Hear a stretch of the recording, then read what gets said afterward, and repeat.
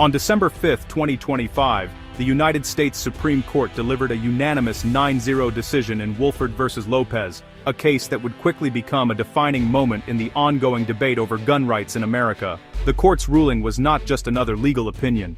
It was a powerful statement echoing across the nation and sending a clear message to lawmakers, advocates, and citizens alike. In this landmark decision, the justices struck down Hawaii's sweeping gun control law, which had been one of the strictest in the country.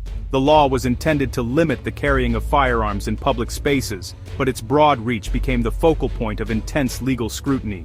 Under Hawaii's law, anyone wishing to carry a firearm on private property, open to the public, needed explicit permission from the property owner.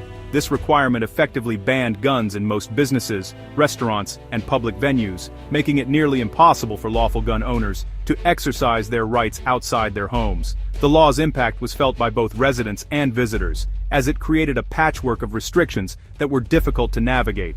The Supreme Court found that this approach went far beyond what the Constitution allows. By creating such a high barrier to carrying firearms, Hawaii's law was seen as an unconstitutional infringement on the Second Amendment. The justices emphasized that the right to bear arms is not a second-class right, and cannot be subject to burdensome restrictions that effectively nullify it for ordinary citizens. What made this decision especially significant was the unity of the court.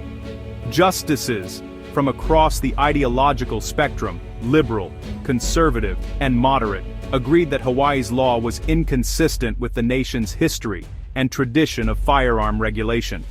They pointed to the 2022 Bruin decision, which set a new standard for evaluating gun laws, as the guiding precedent. The ruling is a landmark, signaling that the right to bear arms robustly extends into public life. It makes clear that attempts to sidestep Supreme Court precedent or to impose creative legislative workarounds that restrict gun rights will face intense judicial scrutiny. The decision is expected to influence courts and legislatures nationwide, shaping the future of gun regulation for years to come. The immediate effect of the decision is to invalidate Hawaii's law, but its impact doesn't stop there. Similar laws in other states are now on shaky constitutional ground, and legal challenges are already being prepared. Lawmakers across the country are watching closely, knowing that the Supreme Court has drawn a firm line in the sand. The 9-0 vote sends a clear warning: creative legislative workarounds to limit gun rights are unlikely to survive judicial review. The Supreme Court's message is unmistakable. Constitutional rights, especially those enshrined in the Bill of Rights, cannot be easily circumvented by state or local governments. To truly understand the significance of the Wilford decision, we need to take a step back and explore the long and complex history of Second Amendment jurisprudence in the United States. The story of how courts have interpreted the right to bear arms is one of shifting perspectives, landmark rulings, and evolving societal values. The Second Amendment, ratified in 1791, has always been a subject of debate. For much of American history, courts viewed the right to keep and bear arms primarily through the lens of collective security, focusing on the role of state militias rather than individual gun ownership. For decades, the Supreme Court maintained that the right was closely tied to service in a well-regulated militia. This interpretation allowed both federal and state governments to impose broad regulations on firearms, with little judicial interference. The prevailing view was that gun rights were not absolute, but subject to the needs of public safety and order. Everything changed in 2008 with the landmark case District of Columbia v. Heller. For the first time, the Supreme Court recognized that the Second Amendment protects an individual's right to possess firearms, specifically for self-defense within the home. This decision marked a dramatic shift in constitutional law and set a new precedent for future cases. Just 2 years later, McDonald v. Chicago extended this individual right to all Americans by applying it to the states through the 14th Amendment. However, the court left unresolved whether the right to bear arms included carrying firearms in public, leaving lower courts to grapple with the issue. The question was finally answered in 2022 with New York State Rifle and Pistol Association v. Bruin. The Supreme Court held that the right to carry handguns outside the home is protected by the Second Amendment. Importantly, the court established a new test. Any gun regulation must be consistent with the nation's historical tradition of firearm regulation, fundamentally changing how courts evaluate these laws. This so-called history and tradition test set the stage for the Wilford case. When Hawaii's law was challenged, it failed to meet this rigorous standard, demonstrating how the new approach can invalidate long-standing regulations that lack historical precedent. With Wilford, the Supreme Court has cemented the history and tradition test as the guiding principle for all future Second Amendment cases, ensuring that the interpretation of gun rights will continue to be shaped by the nation's past as well as its present.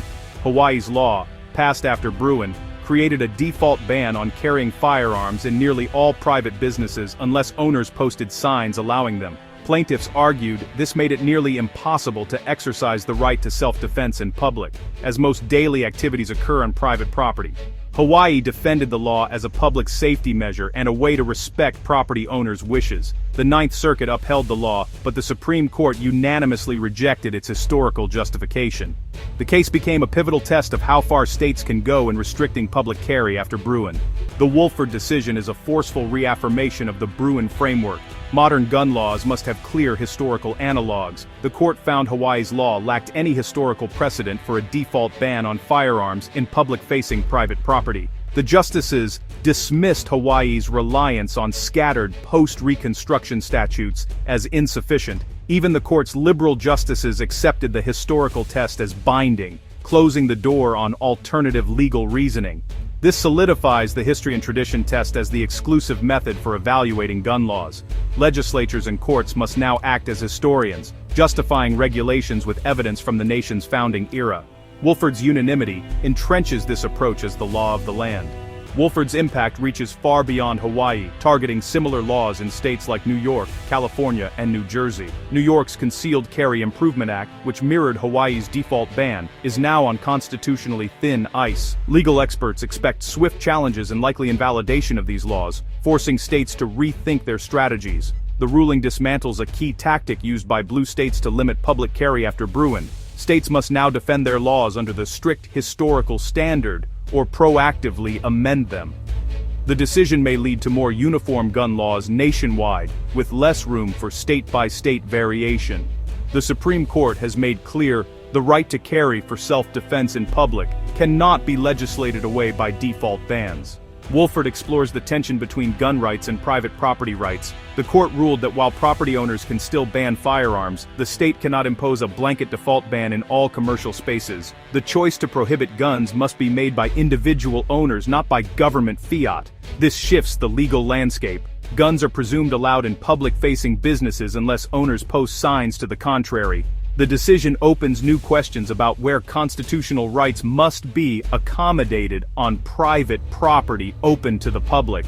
It sets a precedent that will influence future debates over the intersection of private control and public rights. Wilford marks a new chapter in defining the boundaries of the Second Amendment. Wilford's societal impact is immediate. Millions of gun owners now face fewer obstacles to carrying in public spaces. For many, this represents a dramatic shift in daily life, as the presence of visible firearms becomes more common in neighborhoods, shopping centers, and parks.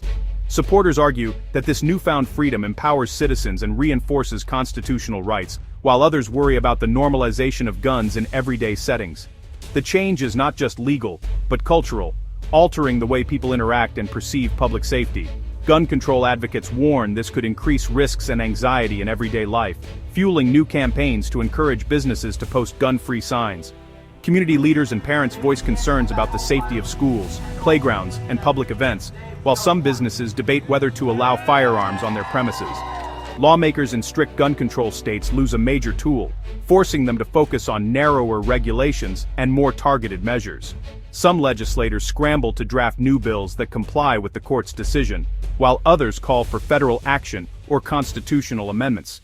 The unanimous ruling complicates partisan attacks on the court, as justices from both sides agreed. This rare consensus sends a powerful message about the legal clarity of the decision, even as political divisions remain sharp. The debate will now shift from broad bans to the specific historical boundaries of gun regulation. Legal scholars and historians are called upon to interpret centuries-old laws and precedents, searching for guidance on what limits, if any, are constitutionally permissible. Both sides must engage with the legal reasoning of Bruin and Wilford as settled law. Attorneys and advocacy groups begin to strategize, preparing for a new wave of litigation that will test the boundaries of the ruling in lower courts. The political fight moves from the existence of the right to its precise limits. As the nation adapts to this new legal landscape, the conversation becomes more nuanced, focusing on where, when, and how the right to carry can be regulated, setting the stage for the next chapter in America's ongoing debate over guns. The Wilford decision ushers in a new era for the Second Amendment, demanding rapid legal and legislative adaptation. States must repeal or revise laws that default to banning guns on private property, or risk losing in court. Lower courts now have clear guidance, promising more consistent rulings and less legal chaos. Future litigation will focus on specific locations and requirements, not sweeping bans. Society must adjust to a reality where public carry is broadly protected, and property owners must actively decide their stance.